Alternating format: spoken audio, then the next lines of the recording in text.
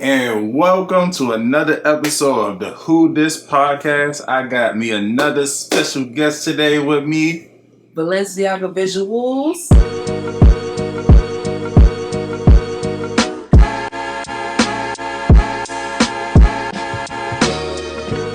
Hey, and I'm super excited to introduce their brand, Valenciaga Visuals. Hey, look, it ain't Balenciaga, it's Valenciaga. Valenciaga, but Get it with a straight. V, yeah. With a V. There's a V on there. So today we're going to just talk a little bit about her work, different things that she got in the pipeline coming up for her. So just to get us started, just introduce the people to yourself. My name is Val. My creative work is under Valenciaga Visuals on Instagram. I mainly do photography and video work, but I have done some paintings for the past couple of years, and the Art Arsenal show was the first time they got shown to the world, basically, and that's why we're here. But I mostly do paintings and photography, video arts, videography, and digital artwork. And I went to school for film media studies, so a lot of my work is film media studies. Yeah, you see why these pictures come out nice? Because of her. So every time you see a podcast episode that come out and that joint look nice, you call her. Yeah. You call them up. They gonna get me. They gonna get you straight. I promise you. I promise. Promise you. But just again a couple questions for you today. What got you started in like all the different works that you do? Was it mainly school or was it something else? I started painting and I started doing photography on Kodak cameras, like the disposable ones, when I was like 3-4 years old. My mom always bought me art sets for Christmas. Always, invested into like my painting work, my photography and stuff like that. Especially back then, all we had was really the Kodak cameras. I mean, especially for a kid, you don't want to buy a DSLR. They're young. You're not kidding. So crank. Here's your film. Here's your roll. Trust me, I remember them days. Yeah. So yeah, I basically started off doing like little regular things, little paint kits that your mama gets you, or the little disposable cameras, and from then I just started really like pouring into myself in college. After that, because through school I was just known for being smart. Like no one thought that I could do art. So in college, I took the chance to take a lot of painting and drawing classes, along with a lot of photography classes. And I was a film major, so I took a lot of film classes too, which inspired a lot of my drawing. So yeah, I really started when I was younger, but I really took to the next level when I was in college, when I took those classes and got more education and got more familiar with the techniques and stuff like that. And now that the art arsenals happened, that I'm gonna really take it serious, and it's really the first time I show my art to anybody else outside of school or my partners or my friends. So, yeah. I'm gonna say, just a couple things to tap in there that you said. But shout out to the parents, that be helping inspiring the kids, or just putting things in the kids' workspace to be creative, because we don't get a lot of that these days. It's you gonna be something that's gonna make some money. Not, oh, this is what you want to do. All right, let me let you see Let me how invest. let me invest in it real quick. Let me let you do you. So shout out to the parents for the ones that do that. But so you were talking a little bit about all the different things you do. What inspires you? Like, what's the thing that got you like really like? I remember you were talking about like having a camera when you were little and different things like that. Just like, what other things was it, or was it mainly just like the stuff that you did from taking those photos, kind of like involved you into like more of the artists that you have became today?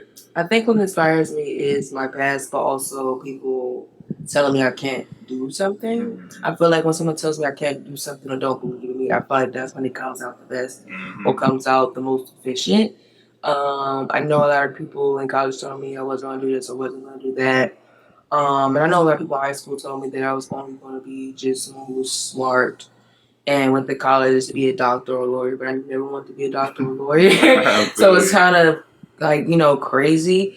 But I think that's what really pushed me to get things done, aside from my best friend who's always working. That inspired me to really get into my art, because when you're around somebody who's always working on their art, it's really important to like either understand it or tap it. And there's no way that it's gonna work if you don't do either. So yeah. I feel you on that one. Just because like like you said, people tell I had family members tell me like, "Oh yeah, you ain't gonna be nothing. You ain't gonna do this. You probably ain't even gonna graduate high school." And I'd be like, "I ain't gonna do what? All right, bet. Honor roll this, honor roll that. Oh, you thought like I feel like a lot of times like when people feel like that you aren't applying yourself to like the best or just doesn't know like the full picture of your situation or what's going on. They feel like they can just judge or say whatever. But a lot of times you just got to break it down. Like everything's situation by situation. It's a reason why people do the things that they do it. And I feel like a lot of times that like people forget about that. They just see the end result and they just be like, oh, this is how they are. Like, nah, it's just, it was layers that got us to where we are It's right things there. that's happening in everybody's lives that change the trajectory or change how trajectory is going that you need to be cognizant of because everybody's plan can change, but as long as they get to their final product, then that's what matters. Yeah. My circle said no better than Yeah. myself. But so with your work that you do, what's one of the messages or any message that you try to send when you do do your work and stuff like that? When I do my paintings, the main message I'm trying to send is no matter how gray or black and white life might feel, there's a lot more color, a lot more detail, a lot more to life that you have to look into. Even when you're going through something hard, when you're going through something that you feel like you're never going to come out of, there's always something more colorful on the back end of it to be, recognized and realized. A lot of my work is very colorful, very much so high contrast. I try to use a lot of primary colors, a lot of bright contrasting colors in my work. Even though it may just be something more like mundane or serious. So I'm like, I try to like paint the mundane or serious things in like the brightest colors possible. So like life is not all serious. Life is not like completely boring or completely like black and white. It's really more to it. So a lot of my work is inspired like by my mental health and how we have anxiety or PTSD or depression. Everything can feel black and white, but it's really not. And there's a bunch of ways to look at things, and that's a lot of my paintings like inspiration. I'm glad that you brought that up. It's a bunch of ways to look at things. Like that was one of the lessons that I've really been trying to learn the last couple of years. Just because like whenever one thing went wrong, I thought everything was going to go. And it's not. Like everything can turn around in an instant, but you have to still acknowledge the bad things so you can actually, appreciate the good. You feel me? Yeah. I feel you. Because there be times that like one bad thing happened, I'll be on my ass, but then I forget about the 10 other good things that I did, but I don't celebrate them because I had the one bad thing happen. And you have to be grateful. You have to recognize the color in the gray. Yeah. And I think that's what really inspires my work. Like, I have to be grateful for things, even though 1,000 things can go wrong. Like, I'm still like blessed and grateful to have the things that I have and to be able to do what I do when I choose to do. I feel you. Come on, say like, we out here preaching today, okay? Look, you getting some life lessons and you getting to introduce me today, okay? And you seen some pretty people. Man, that too. You feel me? Look, I need to make sure I come correct next time. It look like, you feel me? I gotta get the hair done, beard done, everything. Nails already done, though. Hey, look, yeah, nails done. Nails done. You feel me? You gotta keep these pretty at all times. All times, especially for the lady. From when you first started up until now, how much do you think like you have grown, like your trajectory and your work? Like, how much do you think you have either improved or got better at the craft since you first started? I think since I first started and working with Paradise and actually working towards an art show versus like, okay, we're just doing art for fun, has really like grown me as, a professional artist. Because plenty of people are artists, they make art and they are good at their craft, but I think a professional artist of some sort knows how to work with clientele, knows how to, be in an art show, be professional, be seen. And I think that's what really made me grow. A lot of my work is detailed paintings, like portraits and hands, and things that people really don't want to do because I like challenging works. But I think the growth here is really like learning how to work with other people, then learning how to be in an exhibition professionally, learning how to work with other artists, especially because I've never worked with other artists before. I just paint to, satisfy my mental health. So this was really like an experience where I learned a lot about how exhibition works, work with other artists in an exposition, exhibition. Yeah. It's okay. You both can't talk. And just learning how to like be patient with the process because it was a whole process for Paradise, of course.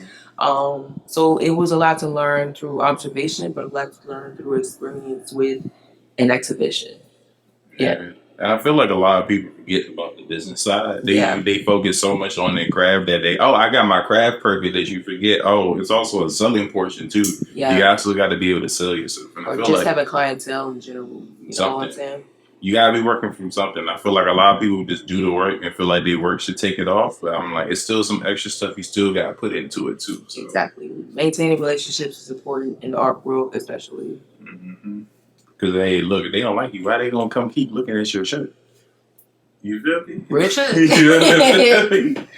Look, if they know they gonna come there, you gonna be rude to them, and you just want to ask them a question about what made them feel or what was you thinking about this photo. You feel me? And then you don't get no money. Yeah. Next thing you know, you might have a customer that was interested in getting that photo, and then, all right, you know what? I'm gonna go and talk to this someone person. Else. Yeah. You just gotta learn to be professional.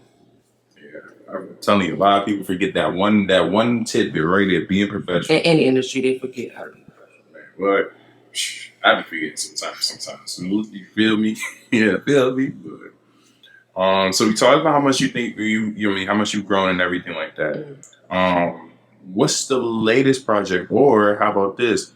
We just had the art auction a couple days ago. What was some of the projects that you displayed on there, and then what's some of the latest stuff that you're also working on?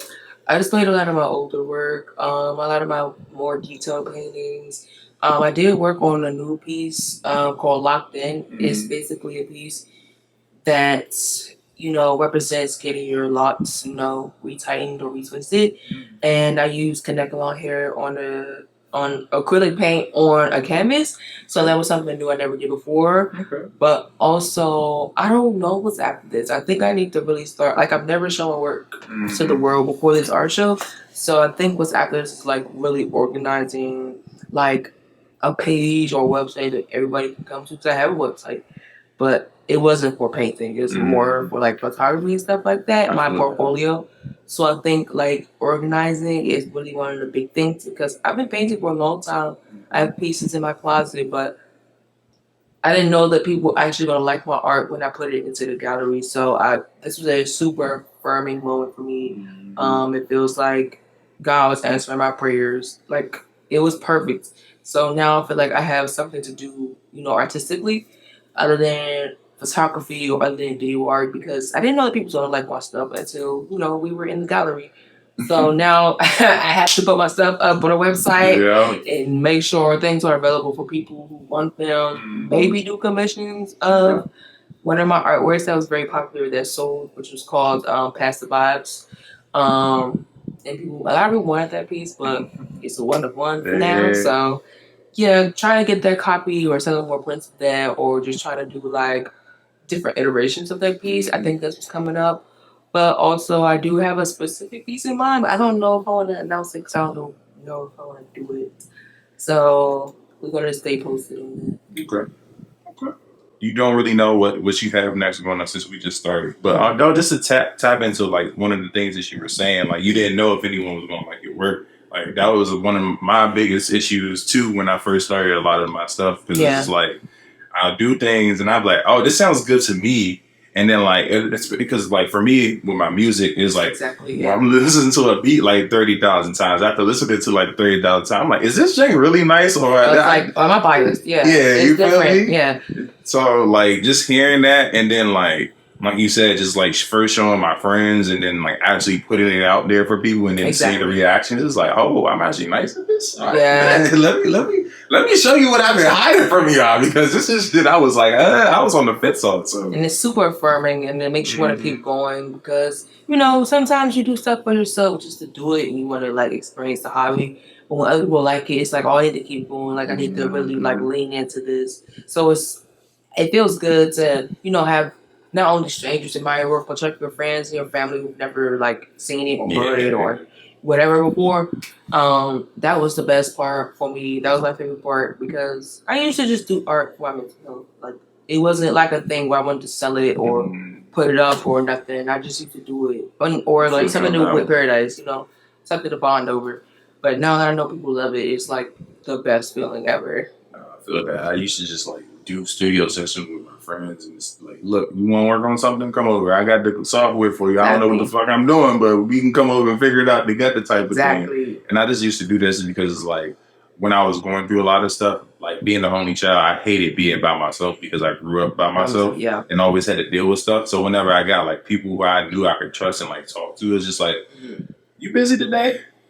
All right, you ain't come over. Let's have a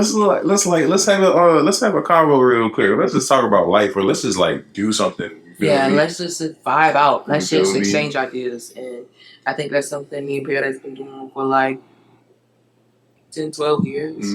So that was probably my second favorite moment. Is just seeing her get her flowers from everybody, just seeing her get recognized, and just getting to be a part of it. You know what I'm saying? As someone's best friend, sister, or someone who watched to do this from the job, it's super gratifying. It's just so satisfying. It just makes me feel like God is working, or the universe is working. Whoever you believe in, however, is like really working in our favor.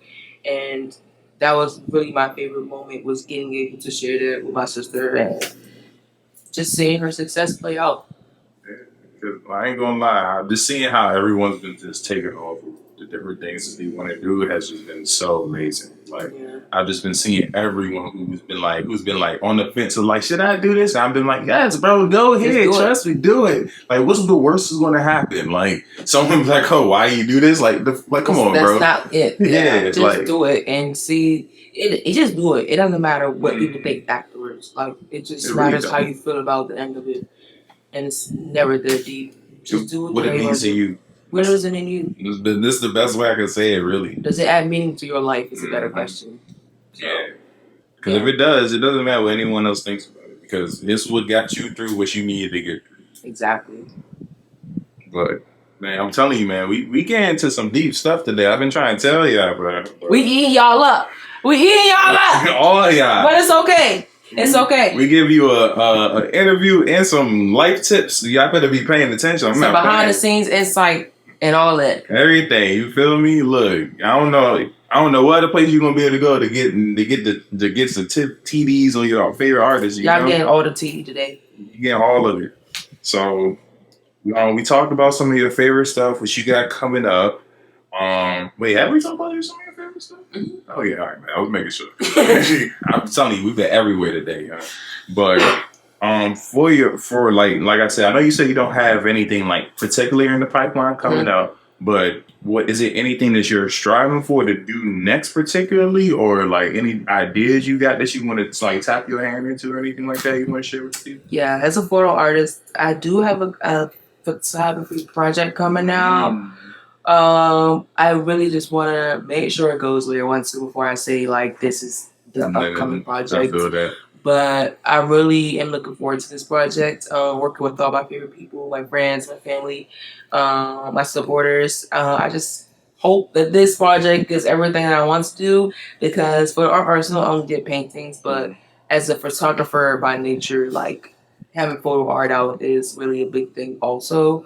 And I'm excited to, collage all these things or like work with these photos in raw form.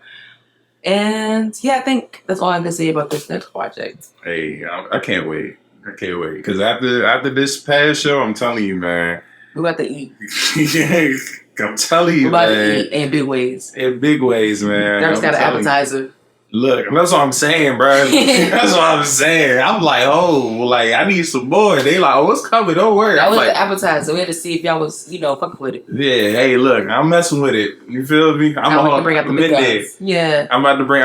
Look, you saw me. I had to come back with my mans. I was like, hold on. I was like, hold on, bro. You gotta see this real quick, bro.